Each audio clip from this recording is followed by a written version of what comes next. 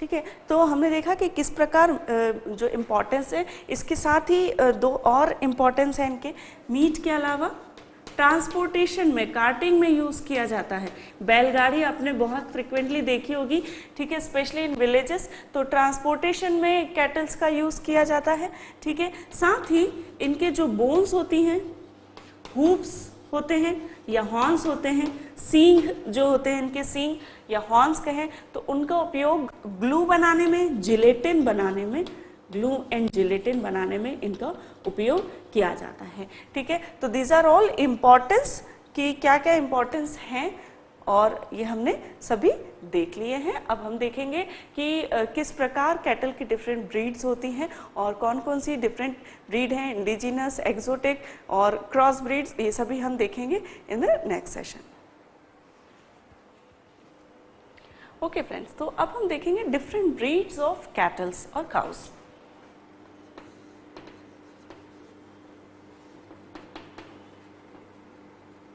ठीक है, different breeds में इंडिजिनस ब्रीड्स पहले देखेंगे। इंडिजिनस ब्रीड इंडियन ब्रीड कहलाती है या देसी ब्रीड भी कहते हैं इसे हिंदी में। तो जो एक्चुअली इंडियन ब्रीड्स हैं, इंडिया की ही हैं, उन्हें हम इंडिजिनस ब्रीड और देसी वैरायटी कहते हैं। इंडिजिनस ब्रीड्स जो हैं 30 ब्रीड्स जो है वो गाय की या काऊ की है। ठीक है, और 10 ब्रीड्स जो है वो बफेलोस की हैं। ठीक है, इन बफेलो में जो है इन्हें 3 प्रकार में बांटा गया है, 3 टाइप्स हैं इनके। किस आधार पे बांटा है? 3 टाइप्स हैं इनके। किस आधार पे? कि कौन सी गाय जो है, कौन सा कैटल मिल्च है, ठीक है, या कौन सा कैटल जो है बुलक जो पर्पस था, हमने उस देखा था कि बुलक लेबर के लिए कौन सा ज़्यादा यूज़फुल है, या फिर डुअल पर्पस के लिए जो यूज़ हो, जो मिल्क भी अच्छा देता हो, और जो वैरायटी बुलक पावर के लिए, बुलक पर्पस के लिए भी यूज़ की जाती है। तो सबसे पहला टाइप है मिल्च यील्डिंग, मिल्च वैरायटी कह लें, मिल्च ब्रीड कह लें। तो ये वो वैरायटी होती है, ये वो इंडिजिनस ब्रीड्स हैं जो कि ज़्यादा मिल्क देती हैं, मोर मिल्क यील्डिंग होती हैं, but less useful as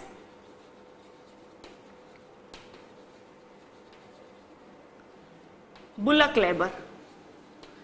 that means जो गाय होती हैं वो मिल्क अच्छा देती है, मिल्क प्रोडक्शन उनसे अच्छा होता है, लेकिन जो बैल होते हैं they are not that strong कि उनका उपयोग जो है बुलक लेबर के लिए किया जाए। ठीक है, इनके एग्जाम्पल्स हैं गिर जो कि गुजरात की वैरायटी है, साहिवाल जो कि हरियाणा की वैरायटी है, red Sindhi and Deoni, these are other indigenous breeds जो कि मिल्च वैरायटी कहलाती है, जो कि मोर मिल्क यील्डिंग होती है but less useful as a bullock labour. ठीक है, दूसरी जो वैरायटी होती है वो कहलाती है ड्राफ्ट ब्रीड। ठीक है, ये जो ब्रीड होती हैं they are less milk yielding.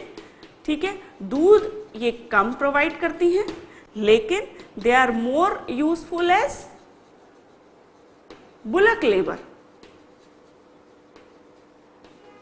ठीक है, लाइक ट्रांसपोर्टेशन के पर्पस में या एग्रीकल्चर पर्पस में इनके जो बुल्स होते हैं उनका उपयोग बहुत होता है। ठीक है, जैसे कि Nagpuri, Malvi, sorry it is not Nagpuri, it is Nageri, Malvi and Siwani, Hallikar. ठीक है, these are the 3 variety which are draft breed कहलाती है, जिनके जो बुल्स होते हैं they are more strong and they are more helpful in bullock labour. ठीक है, these are for example Nageri, Malvi and Hallikar. So these are 3 variety which are used as a draft breed. ठीक है, इसके अलावा जो 3rd टाइप है वो है dual purpose breed. Dual purpose breed में useful as both for milk yielding and for bullock labour.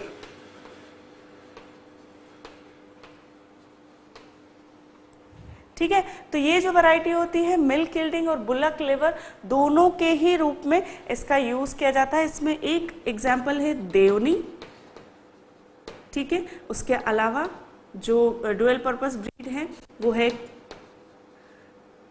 कनक्रेज, ठीक है, और one more is there Tharparkar and Dangi branch breed.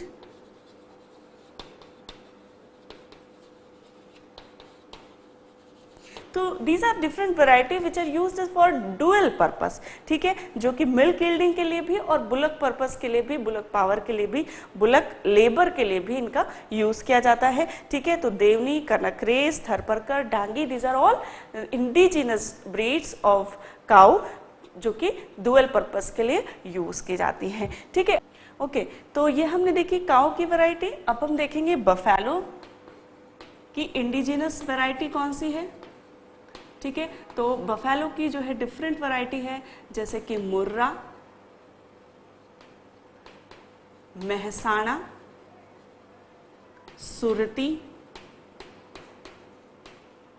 भादावरी, Nili Ravi, Nagpuri. So these are different indigenous variety of buffaloes. ठीक है, जिसमें कि मुर्रा, मेहसाना और सुरती जो है इससे बहुत ज़्यादा प्रोडक्शन होता है। मुर्रा जो है वो पंजाब की वैरायटी है, मेहसाना गुजरात की वैरायटी है और सुरती जो है वो वडोदरा की वैरायटी है जो कि गुजरात में आता है। ठीक है, इनका जो मिल्क प्रोडक्शन है 1200 से 2500 लीटर प्रति ईयर होता है और इसका फैट कंटेंट 6% होता है। ठीक है, वहीं मेहसाणा जो है वो 1800 से 2500 लीटर प्रति ईयर इसका होता है और 6 से 7% फैट कंटेंट होता है। जबकि सुरती जो कि वडोदरा की वैरायटी है इसका जो है 1200 से 1800 लीटर प्रति ईयर प्रोडक्शन होता है और इसका जो फैट कंटेंट है वो ज़्यादा होता है। ठीक है, ठीक है, तो इस प्रकार ये जो डिफरेंट वैरायटी है ये बहुत अच्छी वैरायटी है, इंडिजिनस वैरायटी, जिनसे कि बहुत ज़्यादा मिल्क प्रोडक्शन होता है। तो Murrah, Mehsana, Surti are the one of the very good variety of India जिनसे कि मिल्क प्रोडक्शन हाई होता है। ठीक है, ओके, इसका जो fat content is more than this 8 to 12%। ठीक है, तो जो सुरती है उसका जो मिल्क प्रोडक्शन है वो हालांकि कम है, लेकिन आप देखेंगे कि फैट कंटेंट जो है काफ़ी हाई है as compare to Murrah and Mehsana. ठीक है, तो these are the different indigenous variety cattle की और बफेलो की हमने देखी कि कौन कौन सी वैरायटी हैं। और अब हम देखेंगे एग्जॉटिक वैरायटी। एग्जॉटिक वैरायटी वो वैरायटीज़ हैं जो कि बाहर से आई हैं, इंपोर्ट हुई हैं। ठीक है, तो उसको हमने एग्जॉटिक वैरायटी कहा गया है और उनसे भी बहुत ज़्यादा मिल्क प्रोडक्शन इंडिया में किया जाता है। तो अब हम देखेंगे exotic variety and then hybrid varieties हम देखने वाले हैं। ओके, अब डिफरेंट ब्रीड में हम देखेंगे exotic breeds of cow. Exotic breeds ये एक्चुअली इंडियन ब्रीड्स नहीं हैं, लेकिन इम्पॉर्टेड ब्रीड्स हैं जो कि दूसरी कंट्रीज से लाई गई हैं। ठीक है, तो इसके एग्जाम्पल्स हैं हॉलेस्टीन फ्राइजियन,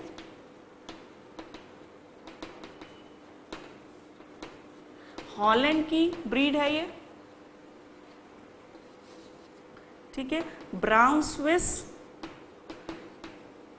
स्विट्जरलैंड की ब्रीड है, आयरशायर स्कॉटलैंड की ब्रीड है, जर्सी इंग्लैंड में जर्सी की ब्रीड है, ठीक है। तो और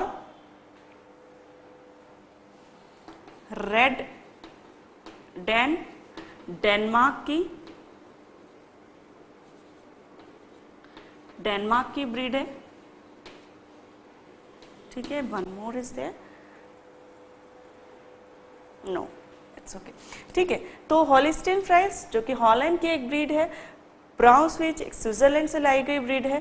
हॉलिस्टीन फ्राइजर यूजुअली देखने को आपको मिलती होगी, ठीक है। जो एक चितकबरी सी गाय आपको दिखती है दैट इज हॉलिस्टीन काउ, ठीक है। ब्राउन स्विस एक ब्राउन कलर की जो है गाय होती है, स्विट्जरलैंड से इंपोर्ट हुई है, आयरशायर स्कॉटलैंड की है। Jersey guy is very good milk production इससे होता है, जर्सी गाय से, ठीक है। देन रेड डेन जो कि डेनमार्क की है, ठीक है। तो these are some exotic breeds which are imported from another countries, ठीक है। इसके बाद होते हैं क्रॉस ब्रीड्स, ठीक है। तो अब हमारी इंडिया में कुछ इंडिजिनस ब्रीड्स थी, और ये जो ब्रीड्स थी जो कि इनका भी हायर मिल्क प्रोडक्शन था, और जो लैक्टेशन पीरियड था, ठीक है। लैक्टेशन पीरियड वह पीरियड होता है जिसमें आफ्टर डिलीवरी जो गाय है या काऊ है जो कि मिल्क प्रोवाइड करती है या दूध देती है, तो वो जो दूध देने का समय है, जितने समय तक वो दूध देगी उसे लैक्टेशन पीरियड कहा जाता है। तो ये जो एक्सोटिक ब्रीड्स थी इनका जो लैक्टेशन पीरियड था वो ज़्यादा समय तक था, ठीक है। तो यदि लैक्टेशन पीरियड ज़्यादा समय तक होगा तो जो गाय है वो ज़्यादा समय तक जो है मिल्क प्रोवाइड करेगी, ठीक। तो क्या किया कि जो इंडिजीनस ब्रीड्स थी, इंडिजीनस ब्रीड्स की जो डिजीज प्रोटेक्शन था, जो डिजीज रेजिस्टेंट था वो हायर था। तो क्या किया गया कि क्रॉस ब्रीडिंग की between higher disease resistant indigenous breeds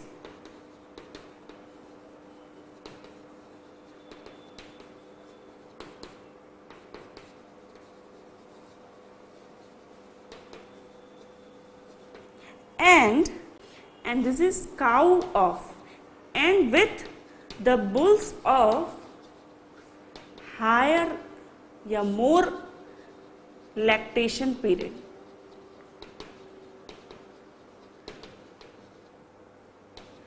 exotic breeds, ठीक है। तो क्रॉस ब्रीडिंग किसके बीच में की? जो काऊ थी इंडिजिनस ब्रीड की जिनमें की डिजीज रेजिस्टेंट हाई था, उनको क्रॉस ब्रीड कराया गया between the bulls of exotic breeds जिनका की लैक्टेशन पीरियड ज्यादा था। तो उनसे जो ब्रीड्स बनी उन्हें क्रॉस ब्रीड कहा गया, जैसे कि कैरन स्विस, कैरन फ्राइज,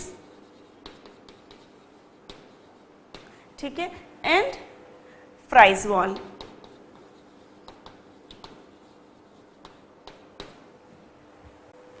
ठीक है। तो ये जो है डिफरेंट क्रॉस ब्रीड है। कैरन स्विस जो है वो किसके क्रॉस ब्रीडिंग है? साहिवाल और ब्राउन स्विस ऑफ स्विट्जरलैंड के बीच में ये क्रॉस ब्रीड किया गया और ये वैरायटी बनी कैरन स्विस, ठीक है। वहीं साहिवाल और हॉलिस्टीन फ्राइज के साथ जब क्रॉस ब्रीडिंग की तो कैरन फ्राइज बनी, और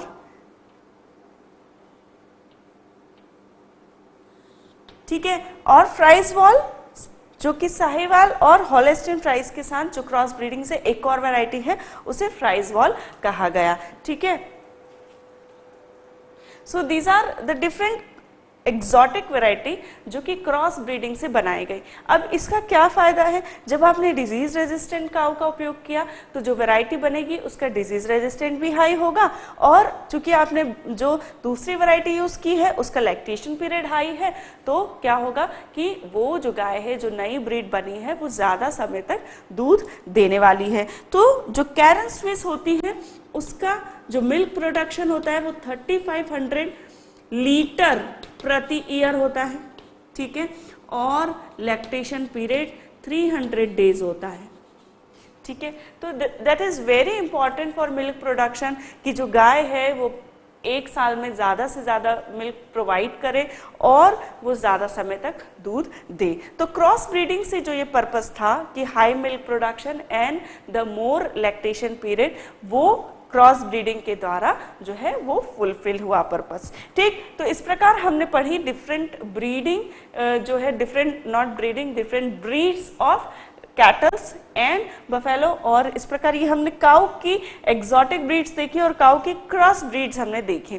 ठीक है, अब हम देखेंगे कैटल फीडिंग, क्योंकि cattle feeding is very important factor in animal husbandry. तो अब हम कैटल फीडिंग देखने वाले हैं कि क्या क्या जो फैक्टर्स हैं वो जरूरी है कैटल फीडिंग के लिए।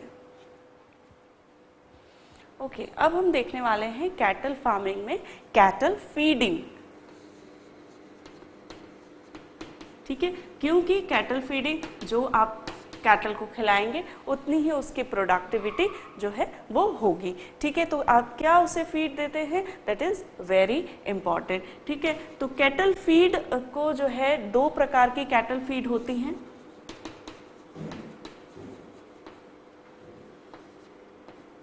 फर्स्ट होता है रफेज और सेकंड होता है कॉन्सेंट्रेट। रफेज जो होता है उसमें यूजुअली फाइबर कंटेनिंग डाइट होती है। ठीक है, इस डाइट में फाइबर्स ज्यादा होते हैं। ठीक है, तो रफेज में जो है हे, फोडर, लेग्यूम्स, ग्रासेस, ये सभी आते हैं। ठीक है, तो फाइबर कंटेनिंग में यूजुअली जो जिसे हम हिंदी में चारा कहते हैं, ठीक है, तो इसमें वो आता है जिसमें कि ज्यादा से ज्यादा फाइबर्स होते हैं। ठीक है, तो वो कहलाता है रफेज। ठीक है, तो hay, fodder, legumes, grasses, they form the roughage for cattles. ठीक है, दूसरा जो टाइप होता है वो होता है कॉन्सेंट्रेट। कॉन्सेंट्रेट जो है वो सीरियल्स से मिलके बनता है, ऑयल सीड केक से मिलकर बनता है। ठीक है, सीरियल्स में ज्वार, राइस पॉलिश,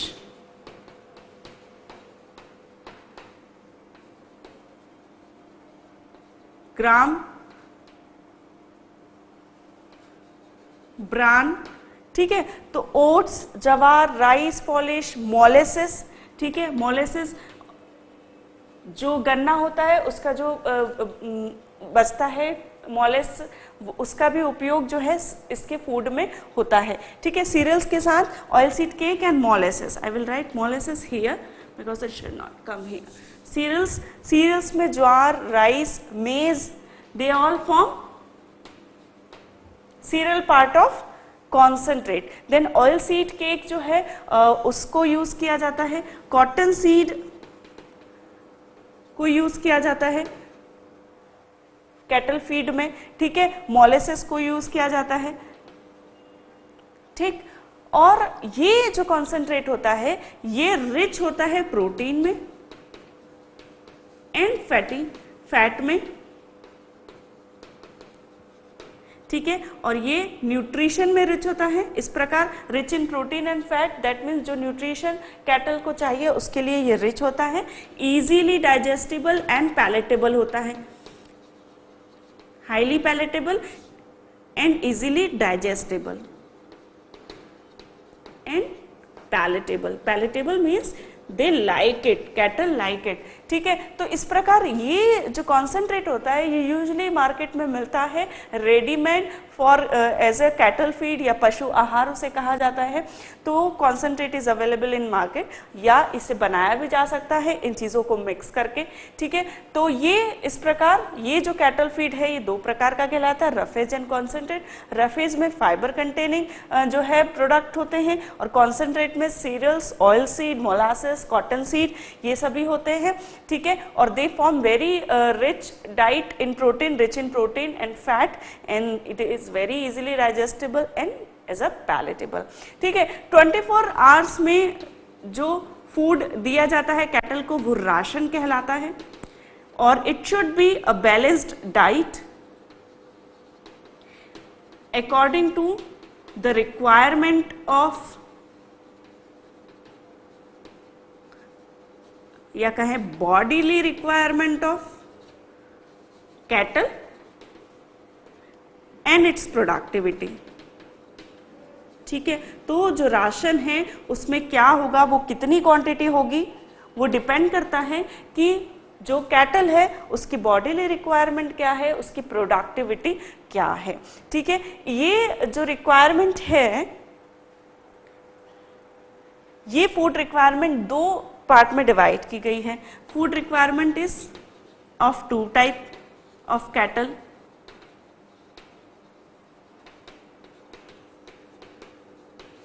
ठीक है, पहली तो होती है मेंटेनेंस रिक्वायरमेंट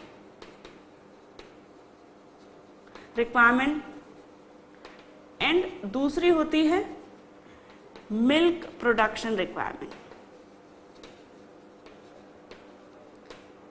ठीक है, दैट मीन्स जो एनिमल्स जो कि दूध नहीं दे रहे हैं या देते हैं जैसे कि बुल, तो उनकी मेंटेनेंस रिक्वायरमेंट होती है, उनकी बॉडी को मेंटेन रखने के लिए आपको प्रॉपर न्यूट्रिशन देना है।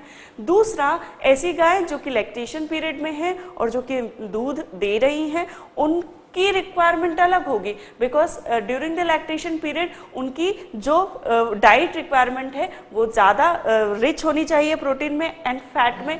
तो for them the food will be different और the diet will be different. ठीक है, तो इस प्रकार फूड रिक्वायरमेंट दो प्रकार की है, maintenance requirement and the milk production requirement. ठीक, तो इस प्रकार हमने कैटल फीडिंग पढ़ी। कैटल फीडिंग में दो प्रकार का फीड हम कैटल को देते हैं, रफेज और कॉन्सेंट्रेट। जो खाना हम उन्हें देते हैं वो कैटल फीड कहलाता है।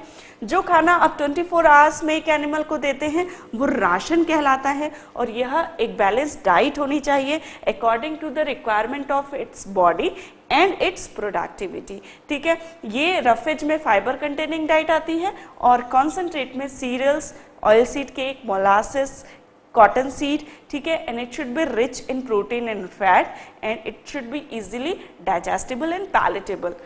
ओके, इसके अलावा जो है एडिटिव डाइट्स आती हैं, जैसे कि एंटीबायोटिक्स, हार्मोन्स,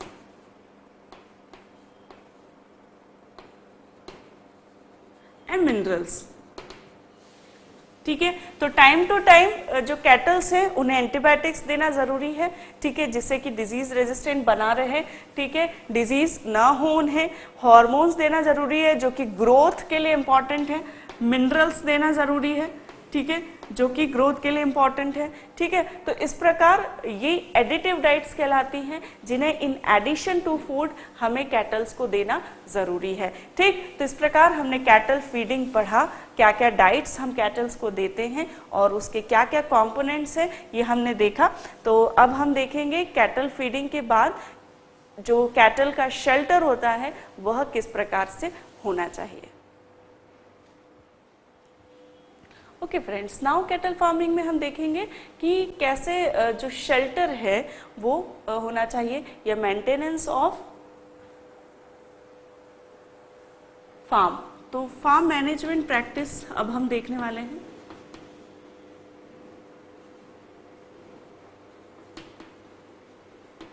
ठीक है, तो shelter is very important.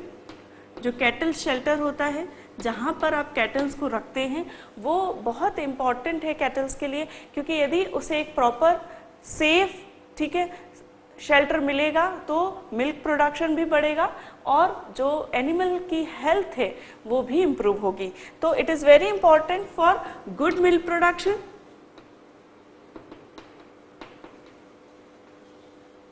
And improvement of animal health.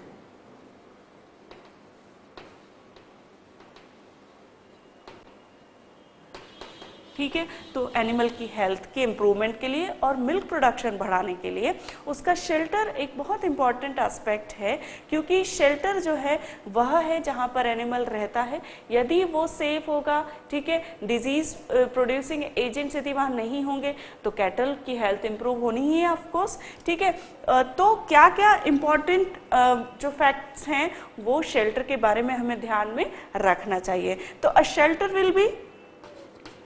should be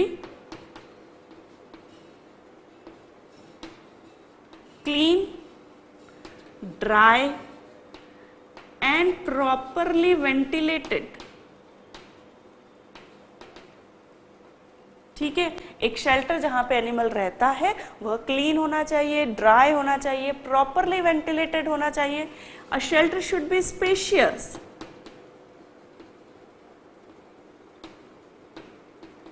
ठीक है, इतना स्पेस होना चाहिए, ठीक है, कि प्रॉपर उसे अपनी लिए जगह मिले, क्योंकि कई बार शेल्टर्स में बहुत सारे एनिमल रहते हैं और इट इज़ वेरी कंजेस्टेड, तो it should not be like that.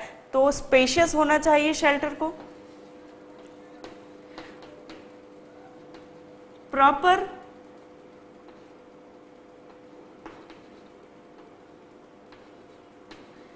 Management for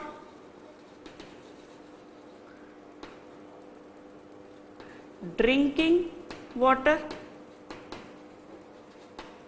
supply and food supply.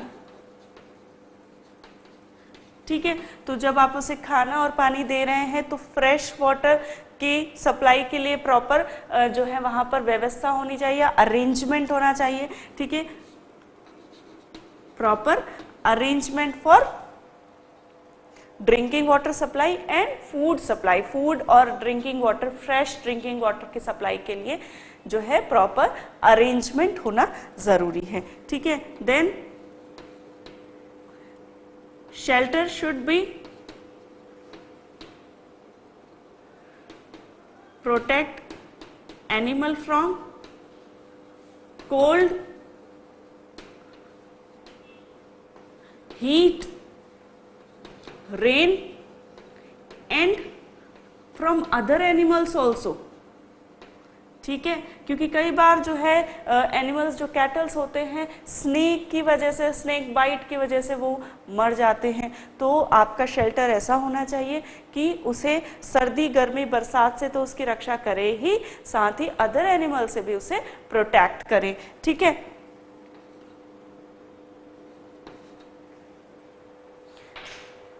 ठीक है, साथ ही shelter should provide proper sunlight,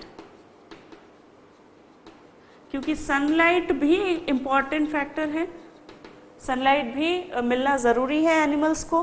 ठीक है, साथ ही there should be sloping floors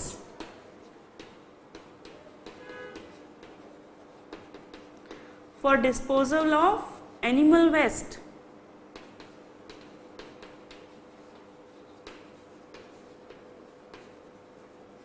ठीक है, तो एनिमल वेस्ट जो है, animal dung and animal urine के प्रॉपर वेस्ट, जो प्रॉपर डिस्पोजल के लिए जो है स्लोपिंग फ्लोर्स होने चाहिए। ठीक है, तो these are the things which we have to remember, we need to remember when we are doing animal husbandry. ठीक है, तो शेल्टर कैसा होना चाहिए? क्लीन, ड्राई, वेंटिलेटेड होना चाहिए, स्पेशियस होना चाहिए, ड्रिंकिंग और वाटर की और फूड की प्रॉपर अरेंजमेंट होना चाहिए सप्लाई के लिए। It should protect them from cold, heat, rain and other animals also।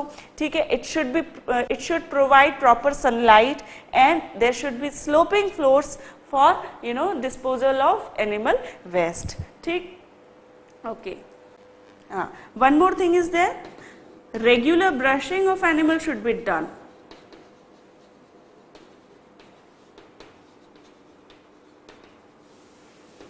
ठीक है, ये टीथ ब्रशिंग नहीं है यहाँ पे, ब्रशिंग मीन्स जो हेयर ब्रशिंग है वो रेगुलर की जानी चाहिए एनिमल्स को, क्योंकि सम टाइम लूज जो है, लाइस कहें या लूज कहें, जो जुएं हो जाती हैं एनिमल्स को, या जो माइट्स हैं वो भी हो जाती हैं, और वो कई बार जो है बहुत उनको नुकसान पहुंचाती हैं। तो जब रेगुलर ब्रशिंग होगी एनिमल्स की तो उसकी वजह से क्या होगा कि वो जो इंसेक्ट्स हैं उन्हें प्रभावित नहीं करेंगे। तो रेगुलर ब्रशिंग जो है वो एनिमल्स की होनी चाहिए, so that these type of parasites जो है वो न रहें उनकी स्किन पर।